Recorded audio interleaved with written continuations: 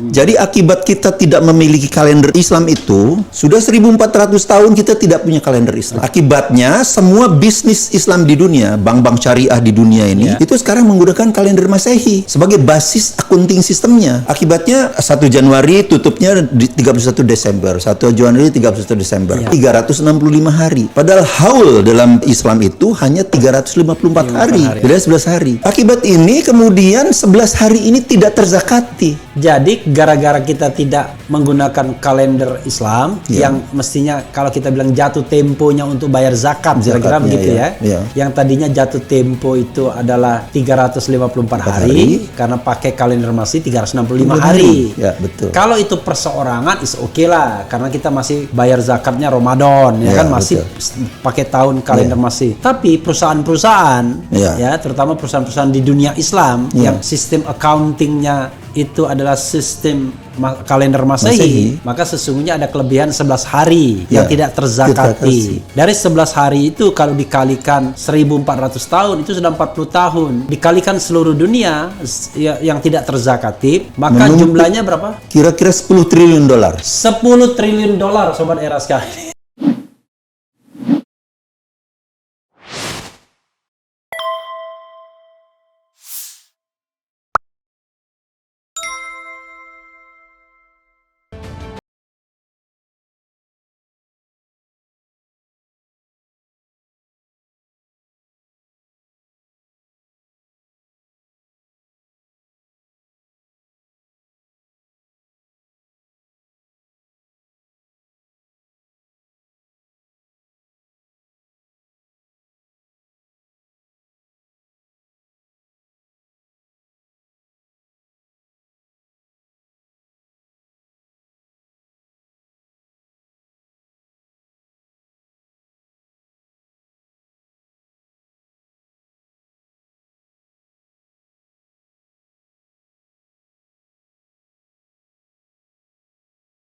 Pertanyaannya, Prof, kenapa kemudian kok ada perubahan kriteria yang justru malah jadi salah?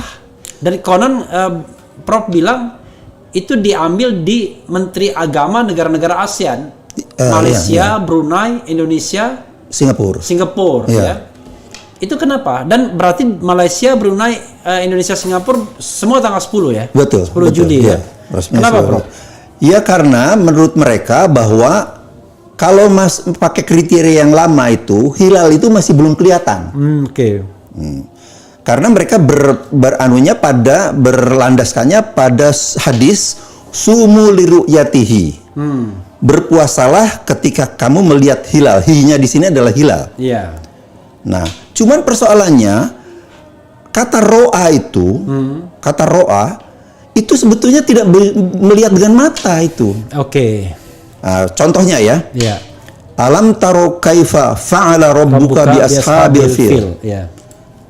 Tidakkah kamu melihat Muhammad menceritakan bahwa tentara bergajah menyerang Ka'bah kan? Tidakkah kamu lihat bagaimana Robmu memperlakukan tentara bergajah? Alam taro, taro di situ pasti bukan melihat. Karena itu menceritakan puluhan tahun yang lalu. Jadi pasti memahami. Tidakkah sama kayak bahasa Inggris ya kan? You understand? I see. Itu. Tapi bukan saya lihat. Iya, bukan saya mengerti ya. Paham kira-kira gitu. Jadi alam taro itu bukan kamu melihat, tapi tidakkah kamu memahami? Ada lagi di Al-Kahfi ya. Surat Al-Kahfi ini. Wa tarus syamsa idza tala'at tazabaru angkafihim dzatal yamini wa idza gharabat takriduhum idza shimali. Itu adalah dan kamu melihat, maksudnya kan ini pada Muhammad. Allah berbicara pada Muhammad. Kamu melihat matahari ketika terbit itu di sebelah kiri, di sebelah kanannya. Nah, di sebelah kanan guanya itu. Kemudian ketika terbenam itu sebelah kirinya, di sebelah kiri. Itu kan tidak mungkin itu kamu melihat. Karena apa? Ini menceritakan ratusan tahun yang lalu. Iya.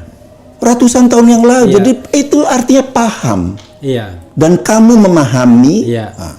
Nah, kata ro'a seperti ini yang jadi taro, jadi yaro dan sebagainya itu Ya sama seperti ini ya. Kalau misalnya sesungguhnya misalnya kami ciptakan gitu. Kami begitu bukan berarti jamak gitu. Betul, iya, betul. Gitu, tetap tunggal. Jadi itu dalam Al-Qur'an itu kalau saya kumpulkan ini tahun 2007 saya kumpulkan. Kata-kata ro'a itu sebetulnya 75% itu berarti memahami. Oke, understand ya. Iya, hanya 25% yang betul-betul melihat dengan mata. Oke. Contohnya adalah kalau pada saat Nabi Musa mengatakan bertanya pada meminta pada Allah, tolong tampakkan dirimu supaya saya bisa melihat. Nah, itu baru melihat itu. Lihat. Tapi bukan Tuhan yang dilihat, cahaya. Iya, artinya itulah. Tapi artinya itu melihat dengan mata. Iya. Tapi kalau yang selebihnya 75% itu seperti ini. Alam taro kaifa fa'ala rabbuka bi ashabil fil. Kemudian ini wa taras syamsa idza tala'at agak kecil sekali ini. Jadi intinya begitu. Iya. Dan kamu melihat, bukan melihat dong 500 tahun yang lalu, 600 tahun yang lalu kok. Jadi bukan, tapi memahami. Nah, ini persoalannya. Nah, sementara dalam praktek penentuan itu melihat dengan harus melihat. Iya. Padahal hilal yang tidak terlihat itu bisa lebih besar. Bisa jauh lebih besar. Makanya ini seharusnya memahami. Jadi kalau kita sudah bisa menghitung, memahami bahwa hilal itu ada dan besar, udahlah itu. Tapi Prof, ini kan sebenarnya konflik dalam tanda kutip konfliknya. Konflik tradisional yang sudah mungkin ratusan tahun antara itulah. ada NU, Muhammadiyah kan begitu antara ormas-ormas besar Islam di Indonesia. Tadi pagi saya kebetulan mendengarkan ceramahnya Ustaz Adi Hidayat. Iya.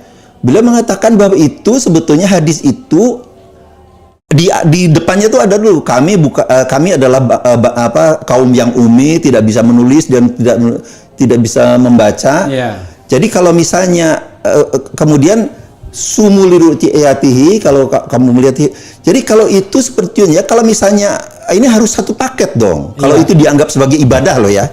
Kalau dia melihat hilal itu sebagai ibadah, ya berarti ibadah juga tidak bisa menulis, tidak bisa membaca. Kan tidak itu. Kita kan pandai menulis, kita pandai membaca, pandai menghitung. Jadi sebetulnya sudah konteksnya itu bukan tidak anu lagi kok dicomot cuman sumul liruyatihi fa'aftiru liruyatihinya aja yang dianggap sebagai ibadah melihatnya itu.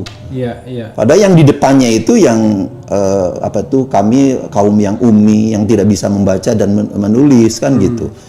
Kan tidak dijadikan sebagai ketentuan ibadah itu.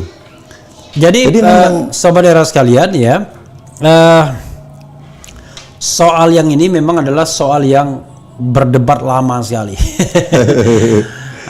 Kalau Profesor Tono bisa mengatakan ini karena beliau memang menspesialisasikan diri di bidang astronomi ya. Astronomi. Jadi ilmu perbintangan, terutama yang terkait dengan waktu-waktu atau kalender Islam ya.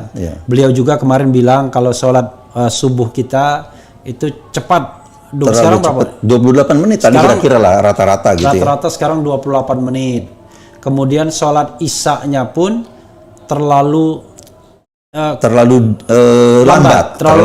Jadi bisa jadi kita sudah sholat maghrib ketika sudah isya gitu ya. Nah, yang begini-begini sebenarnya beliau melakukan scientific proof ya. Jadi tidak hanya sekedar membaca ayat, tapi melakukan kegiatan yang bersifat saintifik, ilmiah, dan itu ke seluruh dunia ya. Dan karya-karya profesor itu sudah dibukukan baik dalam bahasa Inggris maupun dalam bahasa Indonesia. This is one of the books ya, Pseudo Sharia Economy and Muslim Civilization Debt. Jadi ini utang peradaban. Utang peradaban. Jadi utang peradaban. Oke, Prof, sebelum kita lompat ke utang peradaban ya, coba kita lihat dulu aspirasi sobat RH sekalian yang barangkali malam ini ada yang sudah menjalani hari tasyrik besok atau malam ini baru akan berlebaran besok ya. Coba kita baca. Dan tentu ini memang perdebatan yang tidak pernah akan berakhir kalau kita tidak mengambil jalan untuk mengakhirinya, kan kira-kira begitu. Ya? Oke. Aurora, kita mah jalani aja dengan santai dan ibadah karena Allah aja, bebas dari tanggungan apapun kok. Nah, ini nanti Prof akan menjelaskan apa konsekuensinya. Jadi tidak sesederhana itu konsekuensinya dari tidak adanya kalender Islam ini ya. Kemudian, waduh ini apa ini? Ada rezim pecah belah. Orang Islam liberal suka pecah belah. Beda Pak Harto bareng terus, Ya tidak bisa juga ditetapkan secara otoriter, Prof ya. Jadi bukan berarti bareng terus itu tiba-tiba dianggap benar to some extent karena dipaksa, ya kan? Betul. Bisa dipaksa, ya kan? Oke. Bila ada kesalahan dari pemerintah, dosa ditanggung pemerintah. Ya kita tidak bicara hanya dosa tidak dosa, karena kita mencari kebenaran tentunya, Prof ya. Betul. Kita harus pintar, cerdas, janganlah kita ini maaf seperti kambing digiring ke timur, kambing ke timur, ya kan? Oke.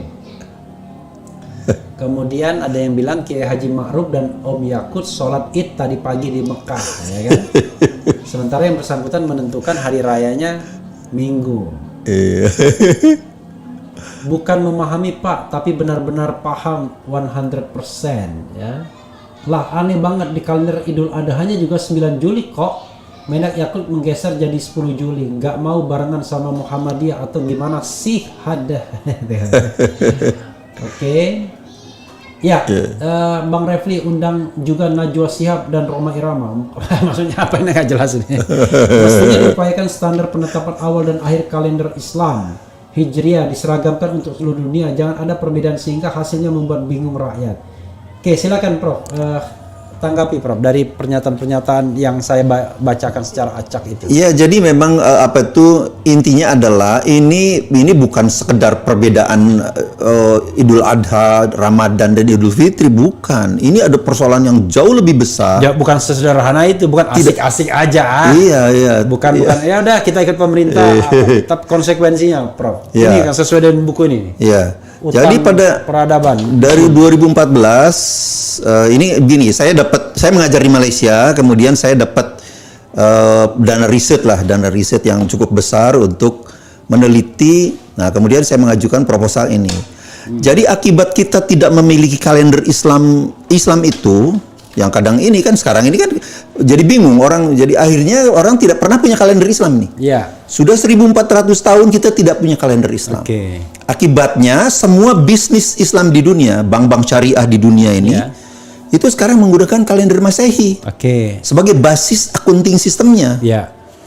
Akibatnya 1 Januari tutupnya di 31 Desember, 1 Januari 31 Desember, 365 hari. Padahal haul dalam Islam itu hanya 354 hari. Beda 11 hari ya. Beda 11 hari. Akibat kita menggunakan dan ini, kalau tahun kabisat bisa 12 hari. Bisa. Iya. Gitu. Akibat ini kemudian 11 hari ini tidak terzakati. Iya. Jadi tidak sederhana itu.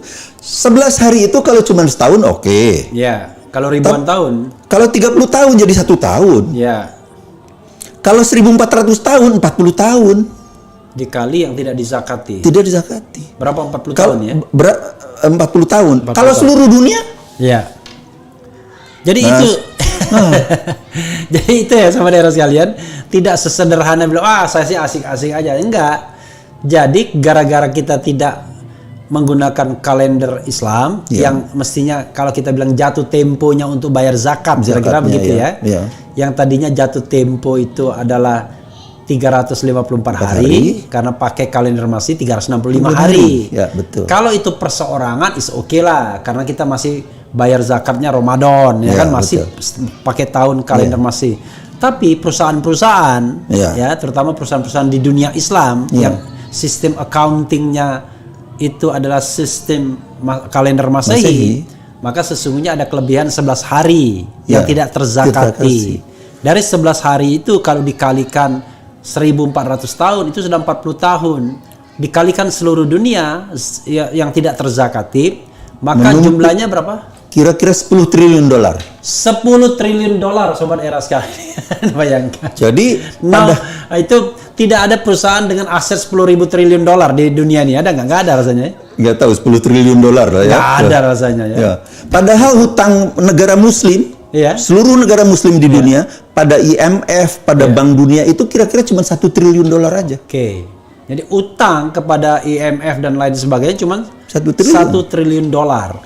Sementara ini 10.000 triliun 10 triliun. 10 triliun. Iya, 10 triliun dolar. Iya kan? Tadi kan 1 triliun dolar utangnya. Iya. Jadi 10 kali lipat. 10 kali lipat. Jadi utang kita kepada Allah Subhanahu wa taala ya, yang kewajiban zakat kita yang barangkali perusahaan-perusahaan Islam ya. Ya. Tidak perusahaan Islam. Begini loh. Sekarang itu kan kita mau beli saham Google, itu kan di internet gampang. Iya.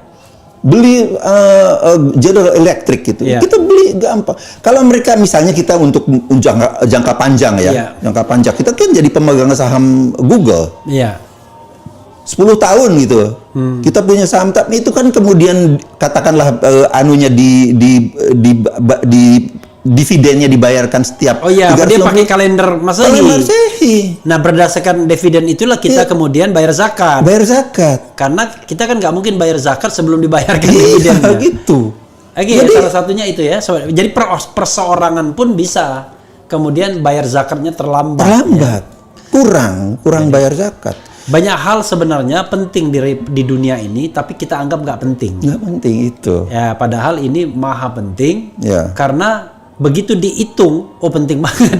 Iya, betul. Dan jangan lupa itu hak fakir miskin, anak-anak terlantar, ya, kaum duafa dan lain sebagainya yang tidak dibayarkan sebesar 10 triliun dolar. US dollar. Dan buku saya ini memenangkan 3 penghargaan dalam buku yang ini. Iya. 3 penghargaan dari konferensi internasional gitu ya, tentang Islamic ekonomi, tentang Islamic banking gitu. 3 kali saya memperoleh. Oke. Tahun berapa aja itu, Prof? Tahun 2012 atau 13 gitu ya, sekitar itu. 2013. Iya. Jadi sebelum jadi buku ya, itu masih paper gitu, saya best paper award lah anunya. Oke. Jadi kalau diterjemahkan itu ekonomi syariah yang pura-pura. Dan hutang peradaban Muslim ya, luar biasa. Pseudo Syariah Economy and Muslim Civilization Debt. Luar biasa. Dan untuk menulis in English ya, tidak dalam bahasa Indonesia ya? Jangan bahasa Inggris ya. Oke, karena ditulis di Malaysia ya. Di Malaysia ya. Oke. Dan itu untuk menulis ini saya sampai harus belajar namanya econometrics. Iya. I'm an engineer by blood ya. Jadi artinya tapi latar belakangnya adalah astronomi. Bukan. Saya sebetulnya remote sensing saya. Remote sensing. Ya. Penginderaan jarak jauh ya. Tapi kemudian saya belajar sendirilah astronomi itu. Ya pernah dapat 1 semester astronomi, kemudian belajar sendirilah. Nah, kemudian untuk menulis ini saya sampai belajar econometrics. Padahal econometrics itu konon katanya di Fakultas Ekonomi itu jadi nggak disukai karena nggak jelimet gitu. Berat. Saya belajar itu sampai untuk menulis ini. Tapi kalau orang eksak belajar econometrics lebih mudah daripada orang sosial. mungkin juga orang sosial gitu. mumet dia. Iya. Jadi itulah jadi tidak sesederhana cuman perbedaan Idul Adha Idul Fitri itu sebetulnya. Iya, jadi saudara sekalian kalau cuma Idul Adha Idul Fitri. Tapi ya itu juga nggak sederhana juga. Iya, persis ya. Karena misalnya hari ini saya puasa Arafah, Profesor Tono Saksono sudah sholat Id. Ya karena saya ikut pemerintah ya ikut aja pemerintah ya kan. Iya. Karena saya membutuhkan otoritas ya kan. Dan Profesor Tono Saksono juga tidak membuat dirinya menjadi otoritas bagi dirinya sendiri dan bagi masyarakat. Tapi beliau memberikan masukan sesungguhnya, dan melalui RH Channel ini sudah di warning pemerintah gitu. Jadi dalam video yang viral bahwa sudah diperingatkan bahwa yang namanya 10 Zulhijjah itu jatuhnya tanggal 9 Juli bukan tanggal 10 Juli gitu ya. Jadi intinya kemelut ini harus segera diakhiri. Cara mengakhirinya gimana, Bro? Ya ini ya makanya sebetulnya kan ada dialog lah. Pemerintah itu membuka diri untuk berdialog dengan kita yang punya ini, yang dan itu menurut saya kalender Islam global itulah solusinya. Sementara ini kalender Islam global itulah yang memberikan jaminan tidak akan terjadi perbedaan